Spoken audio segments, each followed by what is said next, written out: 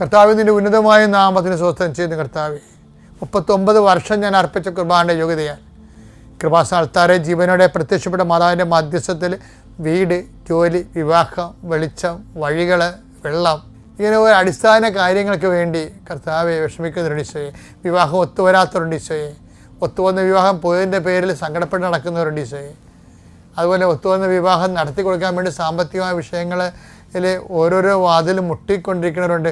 മുട്ടി പരാജയപ്പെട്ടിട്ട് മനസ്സും ശരീരം തളർന്ന് വീട്ടിൽ വന്ന് കർത്താവ് പരസ്പരം വഴക്കിടുന്നവരുണ്ട്. ഞാൻ അന്നേ പറഞ്ഞല്ലോ വിചാരിച്ചിട്ടുണ്ട്, നിങ്ങൾ ഒരു വഴക്കും ആരും തമ്മിലിടരുത്. കർത്താവ് നിങ്ങളുടെ കാര്യം തീരുമാനിച്ചിട്ടുണ്ടെന്ന ബോധത്തിൽ ഒരുമിച്ച് പ്രാർത്ഥിക്കാൻ കർത്താവ് നിങ്ങളെ ശക്തിപ്പെടുത്തിയിട്ട് പ്രാർത്ഥിക്കുന്നു.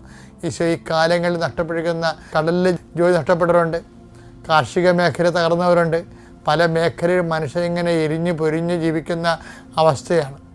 അത് ആരും പറയാത്തത് കാരണം ഒത്തിരി മനുഷ്യൻ്റെ അഭിമാന ബോധങ്ങളൊക്കെ വളർന്നു പോയത് കാരണം ആരും അറിയിക്കാതെ നിശബ്ദമായി മനുഷ്യൻ ദുരന്തം അനുഭവിക്കുന്ന കാലഘട്ടമാണ്.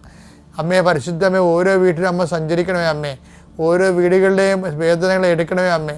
കുഞ്ഞുങ്ങളെ പോയി രക്ഷപ്പെടാൻ നീന്തി കരകയറാൻ വേണ്ടി ആഗ്രഹിക്കുന്ന മക്കളെ കരകയറുമ്പോൾ മുങ്ങിപ്പോകുന്ന പോലെ അവർക്കുണ്ടാകുന്ന പ്രയാസങ്ങൾ, അവരുടെ സാമ്പത്തിക ദുരിതങ്ങൾ, അവർ സഹായിക്കാനായി ഇല്ലാത്ത അവസ്ഥകൾ, അവർ പോകുന്ന സ്ഥലങ്ങളിൽ അനുകൂലമല്ലാത്ത മറുപടികൾ, കർത്താവ് ഓരോ മേഖല എന്തെല്ലാം തരത്തിലാണ് അങ്ങനെ മക്കൾ ഞങ്ങളുടെ ജീവിതം ഇനി തകർന്നു പോകുമോ, കപ്പൽ പാറയിൽ ഇടിച്ച് തകർന്ന പോലെ ഞങ്ങളുടെ ജീവിതം ഇല്ലാതെ വരുമോ എന്ന് ഓർത്ത് വേദനിക്കുന്നു. അവർക്ക് വിശ്വാസത്തിന് ധൈര്യം ലഭിക്കാൻ വേണ്ടി പ്രാർത്ഥിക്കുന്നു.